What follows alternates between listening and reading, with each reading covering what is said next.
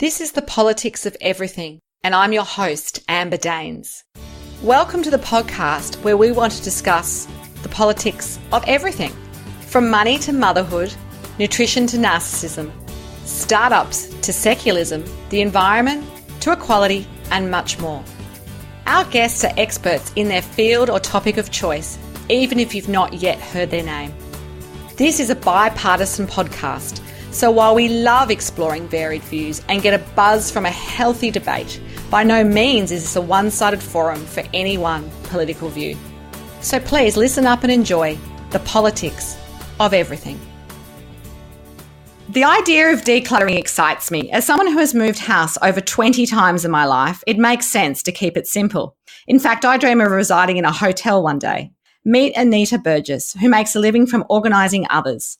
Anita has completed her Professional Organiser Training and is a registered member of IOPO, which stands for the Institute of Professional Organisers.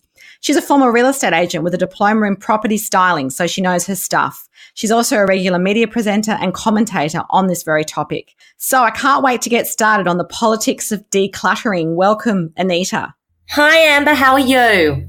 Really, really good. I'm going to dig back into your childhood to kick us off. So did you have a really, really organised house? Did you grow up in a place where there was containers for everything, toys belonged in certain places, and did that help you? So, Amber, I have to tell you something. I think the truth of it wasn't so much about being organised. It was about not having clutter in my childhood.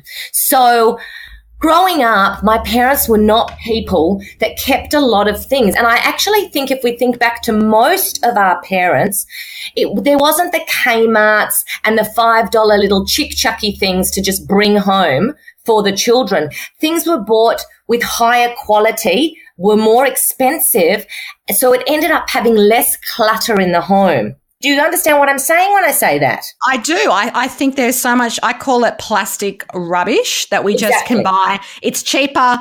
It's more accessible. I remember obviously growing up, similar era to you. I mean, shops weren't open 7 days a week all the time. You couldn't consume all the time. So it's interesting you say that. And I think that's kind of the framework I work from as well. But how did you become so interested in organising, I guess, not only your own wardrobes and your own stuff in your life, but helping others? Did you feel like that's something that you always had a natural affinity to do? Well, I think, you know what, I was in hospitality before I started this, and that was about 15 years I was in that, which was, my experience was about learning and implementing systems in hospitality. I managed restaurants. I was overseas. I got to be director of operations for a chain of restaurants overseas, and a lot of it was about being organised. So whether it was organising certain systems in certain areas within that industry or people itself, and it comes down to the habits of people. So you have to kind of reconfigure that. Also, I was going to say to you that part of that is making things smoother, easier, and more organised. After hospitality, I went into real estate, and that's where I realized kind of that it was directed, my organising and my decluttering was more of a lot of it was visual as well. Not so. Do you kind of get what I'm saying when I say that? When I do. I totally understand it. Like, yeah, most of us think visually, so it makes perfect sense. It does. And so when I was in real estate, I actually the best part for me, it's quite funny, is that I didn't actually enjoy selling homes at all. I didn't enjoy the negotiating process, but what I did enjoy was working with my clients in their home and preparing that home for sale. And that main part was decluttering. Decluttering can change your home in a very, very short amount of time. And also it doesn't cost you anything. It costs you to do it yourself, like to get things out of your home. You're not actually buying things in. So basically after I had my second child, I had my first child, I was pregnant with the second, I kind of had to reevaluate about what I wanted to do with my life. And I thought, you know what, it's the perfect time to choose to do something I love. And I looked back and I was like, this is the time I was the happiest, This is the time I love doing it. And I just thought, you know what? I think there's a career in this. I didn't know there was such a thing as a professional organizer or decluttering expert at the time. I was going to say, I just learned that. I actually had a slight smile on my face because I'm like, really, this exists? Like, there's actually professional qualifications. Yeah, it actually does. I started the business not knowing what I did was actually a career in itself. I started the business just going, look, I do this thing where I'll help you and I'm really good at it. And then I realized there was an association. There were other people around that do it. And I think the industry has changed quite a bit from dealing just with, there used to be a bit of a stigma with it was only to do with hoarders or a mental health issue. When now, in this day and age, we are overcome by clutter and it makes us anxious, it makes us stressed, and it affects everyday life in the home. So it is everyday people I do, everyday people. Absolutely. And you say that organising for you is second nature, and it does sound like that's been in your DNA for a long time. Like many of us, you're balancing work, running the efficient home and being a mum. That must have taught you an enormous amount, just all that in terms of how to stay organised, when reality is you got small people and they create mess. I mean, I'm living it. So how do you actually cut through that? I think it's a lot easier when you're a couple who might, work long hours and live in a beautiful CBD apartment where everything's done for you. This is kind of the dilemma a lot of us find ourselves in. What would you say to that? Okay, so first of all, I think a really big rule to have is to stop bringing things into the home. Okay, we are, as humans, we have this hunting, gathering nature in us. Once we were hunting for food, for survival. Now, every time we go out of the home, we seem to come back with something that's unnecessary. When you are living with two people in a little apartment, your needs are different. Now, when you have little people around and you have children, you keep thinking as you're out, I need this pair of socks. And you have this almost a constant thing going in your mind. I need this for a birthday party. We're on the hunt all the time. So it's about really thinking about going back and changing that mindset at the beginning. You've really got to go back and change that mindset. That's fascinating. And I think it's probably like anything. It's like a new exercise program or something that, is going to do you well in the long term. It does it's like a muscle. You've got to use it or lose it, right? So you can't sort of just say, for example, get you in, you do this amazing job, and then like 6 months later, there's, like you say, all this stuff that's come in and it's just... Oh, no, and it's true. And I have clients that have gone either way, and I always say to them, they're like, they want me to come in and wiggle my magic nose. That's not the way it happens. The whole thing is that you've got to be ready for the process. You've got to be wanting the change. And then once the change happens, you have to maintain that. So it's all very well to do a declutter, but you have to, it's like an exercise regime. But once you start doing it, I mean, I love it because I know that what I'm doing is for the health of my home, the health of my family, and for the health of me. Oh, absolutely. There's no doubt about it. As I said, I would love to live in a hotel. I dream of a day when it's just everything only that I really love and need and nothing else. And this, I don't see a lot of stuff out. Amazing. Yeah, it's amazing.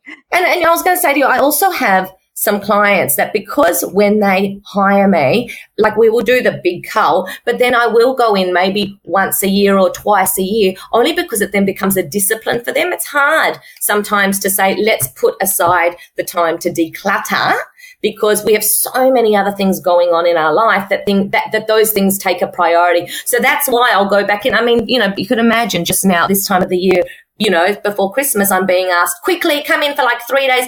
And it's never been the same way it was at the beginning, but it's just to have that discipline. Anita's coming, we're putting this time aside and we're going to do it properly. And I guess for you, when you started this business not knowing where it was going to go, I mean, how do you operate? Do your clients, they obviously have to be local. Do you do any online coaching or helping with people in any way? I haven't started doing online coaching. It's funny that you said it. I'm going to be actually launching something in the next couple of weeks, which will be more tutorial videos.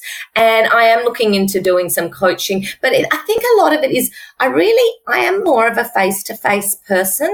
I really like being in the environment. I like to be able to see the area I'm in, meet the person. I think I can get a lot more done and do a lot more for the client when I'm actually in their home, to be honest. I would imagine it needs that personal touch, but I guess it's that idea of as a business, for example, that I've had to do this in my business, one-to-one versus one-to-many to scale, you kind of have to have options for people. And if people really, know that they maybe have had you in their home, but they might have moved into state and they really trust you.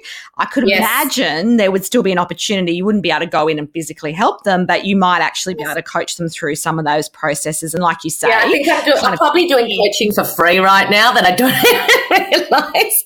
But I do have people from interstate sending me photos quite often. And we'll say, Anita, what do you think of this cupboard? Or, or they actually declutter and send me like trophy shots. They're like, look what I did. So it's kind of cool when they think, when people are sending me these photos to say, oh, do you mind if I keep sharing my journey with you? And you can just say good on you. And so it's interesting that you say that, but I'm doing it for free right now. So I should probably start monetizing it. Everything in good time, I guess. I mean, I'd love to know what kind of projects you find the most interesting, might be the type of space or the type of client and why. What gives you the most satisfaction in this whole process? To be honest with you, the most satisfaction I get is when I really see a change in the client, and as in, it can be such a small thing like a wardrobe. You think like a woman's wardrobe, like why don't we do it? But suddenly, I've had women, say to me after in the afternoon, oh, Anita, I just sat in front of my wardrobe and I just smiled. And it stopped them buying. They were like, I felt like I had a whole new lease on life. I got rid of a lot of stuff that I had been holding on to. There's a certain exercise in it and a process. Like you go through, it's like taking a little journey down memory lane sometimes, and letting stuff go is sometimes, it's hard, but it's liberating.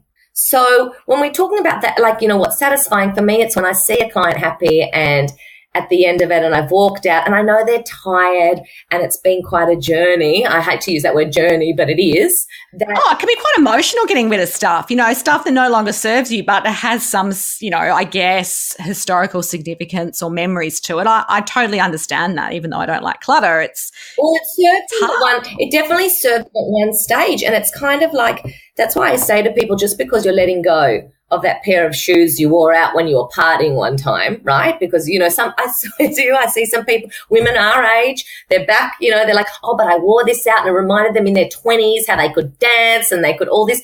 But I was saying just because you're letting go of the shoes doesn't mean you're letting go of the memory. Yeah, that's true. That's true. And it's taking up valuable real estate in your wardrobe. Like if you think about it like that, I think it just changes your mindset too, where you think, well, yeah, it's just something to look at. It's something to remind you. But like you say, the memories are not just the objects. I'm very curious to ask you your thoughts on the very famous Japanese decluttering lady called Marie Kondo.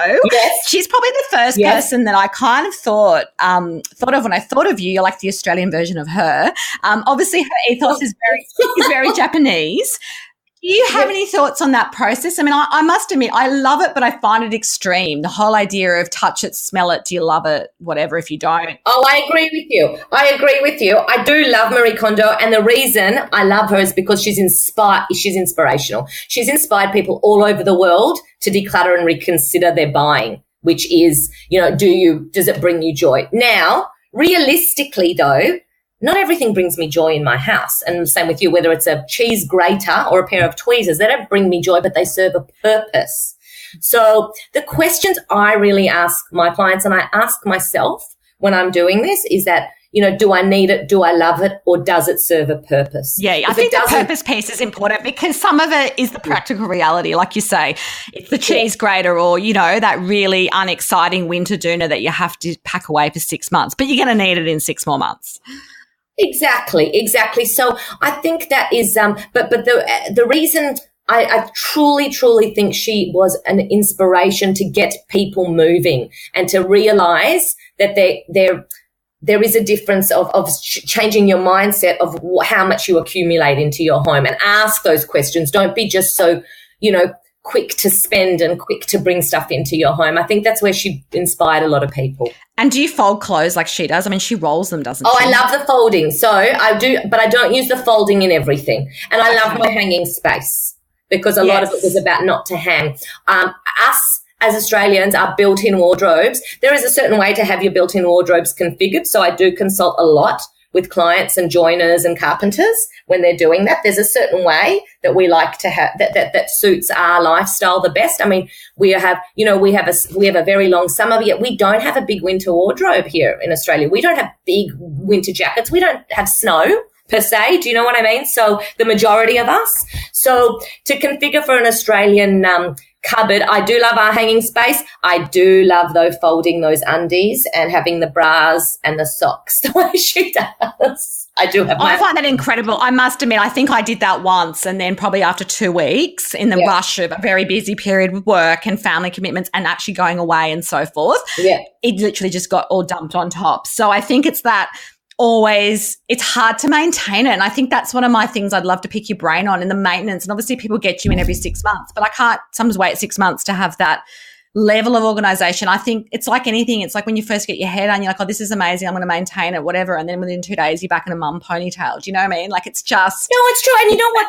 That's natural, though. And that's why I always tell my clients and everyone, don't be so hard on yourself. Like, I mean, look, I'm sitting in my, in my home and I look around and, and I've got 2 small kids. My junk drawer needs doing. Okay. It's the place where every night, I unload change, keys, and my son has his little Lego man that he walks around with, and my daughter has some, shell that she's picked up, and I have to give them time to also release that kind of stuff, to get rid of that stuff, because they'll forget about it in a couple of days, but it's that day it's the most important thing to hit them.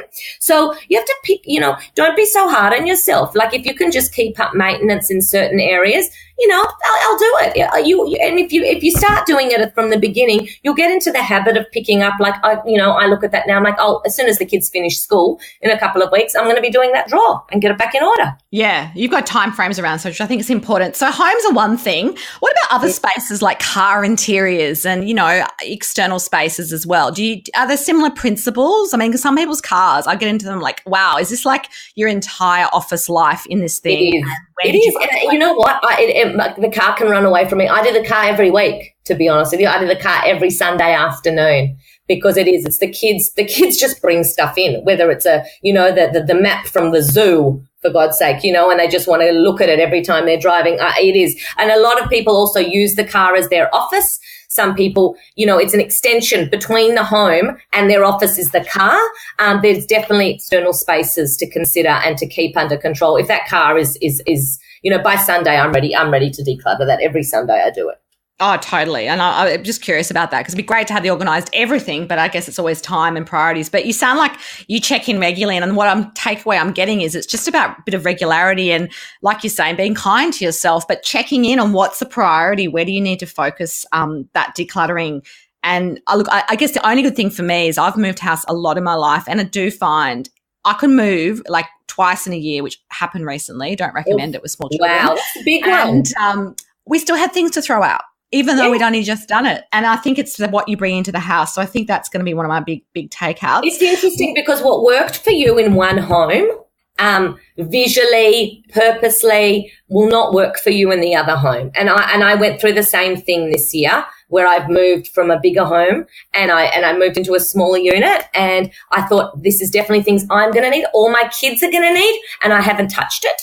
And it is an eye-opener. Moving home is probably one of the best times to do this process. Absolutely. And I think, like you say, the more space you have, the more you feel it. Like I know friends who live in, the 5-bedroom house, and one room is literally like the dumping ground. And I'm like, well, really? And they just shut the door and we don't think about it. But how often are you going to go in there and use any of it, I think? You know what? It's so common, Amber, that people don't realize, even, they keep adding storage and more built-ins and wall to wall, and then floor to ceiling. And when I walk into homes, they're like, oh, look at my storage. It's so good.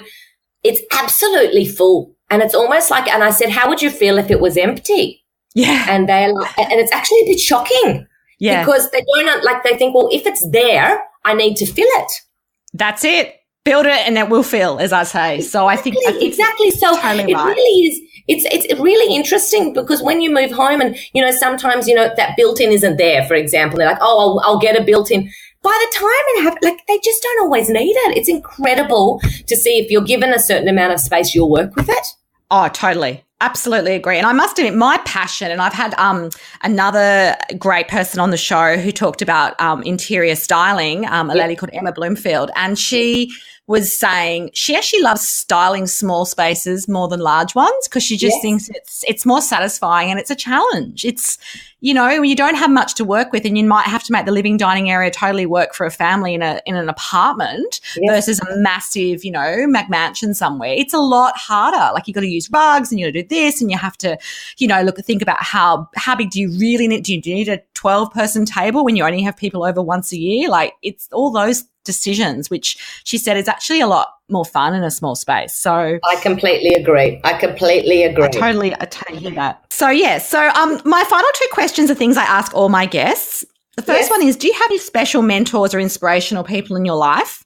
Who are they? They don't have to be obviously someone famous, but who are they and what have they taught you about business and life? Okay, I'll tell you. So I actually, when I was in Canada and I was in my early 20s, I had an amazing boss there when he just had the most, like, he really inspired me and he really had a lot of faith in me. He'd always say to me, darling, you can do anything because you get things done.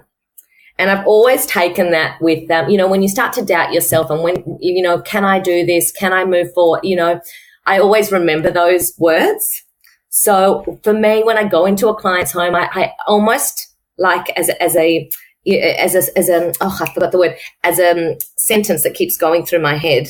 What's that word? That I keep thinking I can get this done and they can get this done because they can do it. And it's almost like a mantra. That's the word. That's the word I was looking for. There you go. I read your mind. Thank you.